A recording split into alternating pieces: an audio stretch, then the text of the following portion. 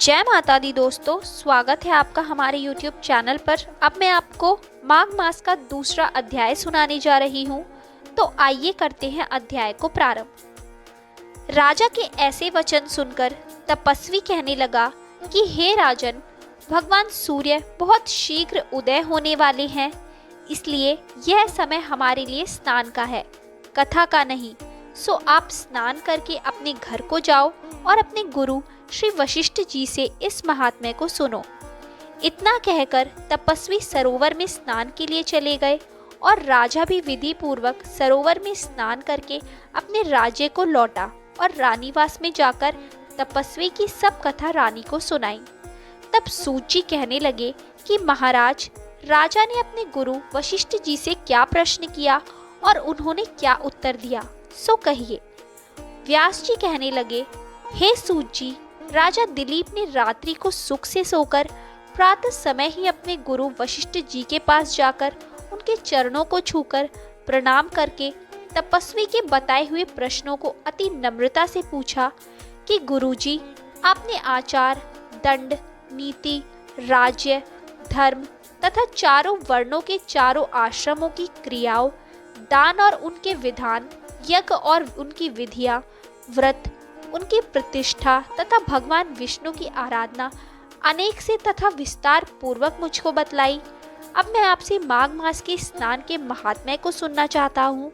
सो हे तपोधन, नियम पूर्वक इसकी विधि समझाइए। गुरु वशिष्ठ जी कहने लगे कि हे राजन, तुमने दोनों लोकों के कल्याणकारी, वनवासी तथा गृहस्थियों के अंतकरण को पवित्र करने वाले माघ मास के स्नान का बहुत सुंदर प्रश्न पूछा है। मकर राशि में सूर्य के आने पर माघ मास में स्नान का फल गौ, भूमि, तिल, वस्त्र, स्वर्ण, अन्न, घोड़ा आदि दानों तथा चंद्रायन और ब्रह्मा कूर्च व्रत आदि से भी अधिक होता है। वैशाख तथा कार्तिक में जप, दान, तप और यज्ञ बहुत फल देने वाले हैं, परंतु माघ मास में इनका फल बहुत ही अधिक होता है। माघ में स्नान करने वाला पुरुष राजा और मुक्ति के मार्ग को जानने वाला होता है। दिव्य दृष्टि वाले महात्माओं ने कहा है कि जो मनुष्य माघ मास में सकाम या भगवान के निमित्त नियम पूर्वक माघ मास में स्नान करता है, वह अनंत फल वाला होता है। उसको शरीर की शुद्धि, प्रीति, ऐश्वर्य तथा चारों प्रकार के फलों की प्राप्ति होती है। अदिति ने 12 वर्ष तक मकर संक्रांति में अन्न त्याग कर स्नान किया। इससे तीनों लोकों को उज्जवल करने वाले 12 पुत्र उत्पन्न हुए। माघ में स्नान करने से ही रोहिणी, सुभगा, अरुंधति दानशीलता हुई और इंद्राणी के समान रूपवती होकर प्रसिद्ध हुई। जो माघ मास में स्नान करते हैं तथा देवताओं के पूजन में तत्पर रहते हैं, उनको सुंदर स्थान, हाथी और घोड़ों की सवारी तथा दान को द्रव्य प्राप्त होता है। अतिथियों से उनका घर भरा रहता है और उनके घर में सदा वेद ध्वनि होती रहती है।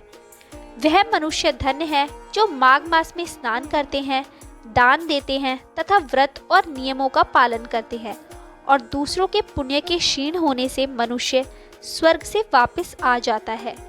परंतु जो मनुष्य माघ मास में स्नान करता है, वह कभी स्वर्ग से वापस नहीं आता। इससे बढ़कर कोई नियम, तप, दान, पवित्र और पाप नाशक नहीं है। भृगु जी ने मणि पर्वत पर विद्याधरों को उपदेश दिया था, सो बताइए। तब ऋषि कहने लगे कि हे राजन, एक समय तक 12 वर्ष वर्षा न होने के कारण, सब प्रजा क्षीण होने के कारण संसार में बड़ी उद्विग्नता फैल गई। हिमाचल और विंध्याचल पर्वत के मध्य का देश निर्जन होने के कारण श्राद्ध, तप तथा स्वाध्याय सब कुछ छूट गए। सारा लोक विपत्तियों में फंसकर प्रजाहीन हो गया। सारा भूमंडल फल और अन्न से रहित हो गया। तब विंध्याचल से नीचे बहती हुई नदी के सुंदर वृक्षों से आच्छादित अपने आश्रम से निकलकर श्री भृगु जी ऋषि अपने शिष्यों सहित हिमाचल पर्वत पर गए। इस पर्वत की चोटी नीली और नीचे का हिस्सा सुनहरी होने से सारा पर्वत पीतांबरधारी श्री भगवान के सहर्ष लगता था। पर्वत के बीच का भाग नीला और बीच बीच में कहीं कहीं सफेद स्फटिक होने से तारों से युक्त आकाश जैसी शोभा को प्राप्त होता था। रात्रि के समय वह पर्वत दीपकों की तरह चमकती हुई दिव्य औषधियों से पूरित किसी महल की शोभा को प्राप्त होता था। वह पर्वत शिखाओं पर बांसुरी बजाती और सुंदर गीत गाती हुई किन्नरियों तथा केले के पत्तों की पताकाओं से अत्यंत शोभा को प्राप्त हो रहा था। यह पर्वत नीलम, पन्ना, पुखराज तथा इसकी चोटी से निकलती हुई रंग बिरंगी किरणों से इंद्रधनुष के समान प्रतीत होता था। स्वर्ण आदि सब धातुओं से तथा चमकते हुए रत्नों से चारों ओर फैली हुई अग्नि ज्वाला के समान शोभायमान था। इसकी कंदराओं में काम पीड़ित विद्याधरी अपने पतियों के साथ आकर रमण करती है और गुफाओं में ऐसे ऋषि मुनि जिन्होंने संसार के सब कलेशों को जीत लिया है, रात दिन ब्रह्म का ध्यान करते हैं और कई एक हाथ में रुद्राक्ष की माला लिए हुए शिव की आराधना में लगे हुए हैं। पर्वत के नीचे भागों में जंगली हाथी अपने बच्चों के साथ खेल रहे हैं तथा कस्तूरी वाले रंग बिरंगे मृगों के झुंड इधर उधर भाग रहे हैं। यह पर्वत सदा राजहंस तथा मोरों से भरा रहता है, इसी कारण इसको हेमकुंड कहते हैं। यहाँ पर सदैव ही देवता, ग्रहक और अप्सरा निवास करते हैं। तो दोस्तों, ये था माघ मास का दूसरा अध्याय। आगे के और अध्याय सुनने के लिए हमारे चैनल को सब्सक्राइब करें और शेयर करना ना भूलें।